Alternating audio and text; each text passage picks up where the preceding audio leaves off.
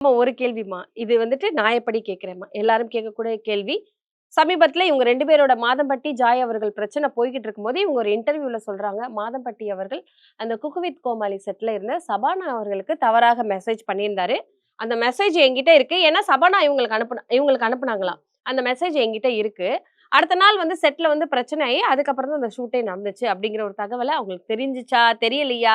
யாரும் சொல்லிக் குடுத்தாங்களா? அப்படிங்கிறது தெரியல. ஆனா அவங்க தைரியமா அத அவங்க முன்வைக்கிறாங்க. பேசுவாங்கம்மா. அவங்க என்ன வேணா பேசுவாங்கம்மா. ம். அவங்க கொஞ்சம் நிலைமை சரியில்ல. She needs to see a doctor. She needs therapy. அவங்க அங்க தனியா உட்காந்துருக்காங்க. ஃபேமிலி சப்போர்ட் இல்ல. ஹஸ்பண்ட் கிடையாது. எதுவுமே இல்ல. அவங்க அங்க வருமானத்துக்கு என்ன பண்ணிட்டு இருக்காங்கன்னு தெரியல.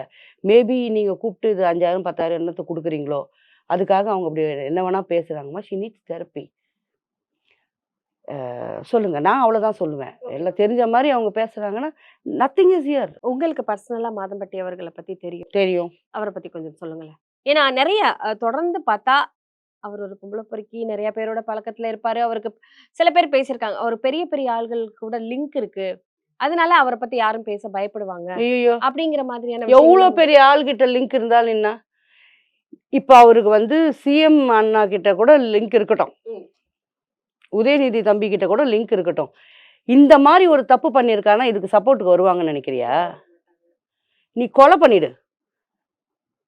அந்த தம்பி வந்து மாதம்பட்டி வந்து கொலை பண்ணிட்டோம். சரி, அதுக்கு கூட சப்போர்ட்க்கு வருவாங்க. ஆனா, இந்த மாரி ஒரு பொண்ண ஏமாத்தி, இந்த மாரிலாம் பண்ணியிருக்காங்கன்னு சொன்னா, ஒரு நல்ல மனுஷனும் துணைக்கு வரமாட்டான்.